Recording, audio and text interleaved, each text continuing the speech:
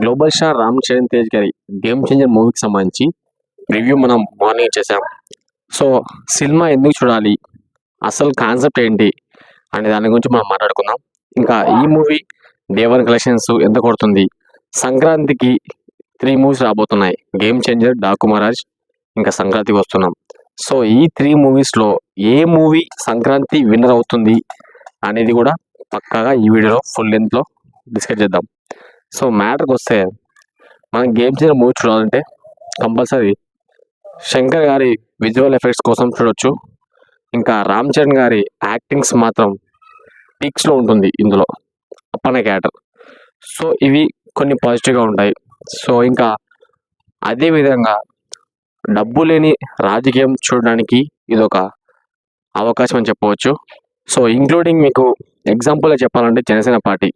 So ఆ పార్టీని పవన్ కళ్యాణ్ గారు ఎలా నడిపించారో డబ్బు లేకుండా, సో యాజ్ ఇట్ ఈజ్గా సేమ్ ప్యాటర్న్ భయ అలా జరిగింది ఈ సినిమాలో.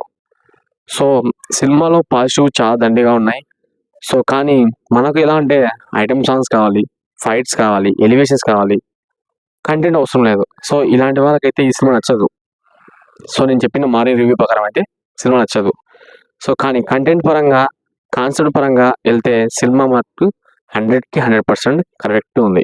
సో ఇప్పుడున్న సమాజంలో డబ్బు లేని రాజకీయం అనేది అసాధ్యం. సో అలాంటిది జనాలు ఒక్కసారి తిరగబడి డబ్బు తీసుకోకుండా రాజకీయ నాయకుల వద్ద తమ హక్కులను సాధించుకుంటే ఖచ్చితంగా దేశం బాగుపడుతుంది అనే దానికి ఇది ఒక నిదర్శనం. సో డబ్బుని తీసుకోవడం కూడా ఒక రేంజ్ చూపించారు భయ్య. 2,000 ఇచ్చే చేతులని 20,000 అడగమంటాడు. సో అప్పుడు ఖజానా ఖాళీ అవుతుంది. సో ఇవ్వలేని పరిస్థితి అవుతుంది. సో అటువంటి సిచ్యువేషన్ ఇప్పుడు మీకు నచ్చిన నాయకుడు, మీకు అనుకూలమైన నాయకుడు, మీకు ఎవరైతే న్యాయం చేస్తారనుకుంటున్నారో ఆ నాయకుడు ఎన్నుకోండి అని చెప్పి ఇండైరెక్ట్గా చెప్పేస్తాడు. డబ్బులు తీసుకోండి కానీ మీకు మంచి చేసిన నాయకుడినే మీరు ఎన్నుకోండి అనే విధంగా చెప్పేస్తారు. సో అలా చాలా వరకు అయితే కాన్సెప్ట్ పరంగా అయితే బాగానే ఉంది. సో ఓవరాల్గా మూవీ పరంగా చూసుకుంటే సినిమా గుడ్ భయ, టూ గుడ్. బట్ కానీ మాస్ ఆడియన్స్కి అలాగే జనరల్ ఆడియన్స్కి ఈ సినిమా పెద్దగా ఎక్కదు. ఎందుకంటే ఈ మధ్య పుష్ప 2 వైబ్స్ చాలా హైప్తో వచ్చాయి కదా. సో అలాంటి ఎలివేషన్ సీన్స్ కావాలి, అలాంటి మనకు పాటలు కావాలి, కిసిక్ సాంగ్, హైప్ సాంగ్ చాలా ఉన్నాయి కదా.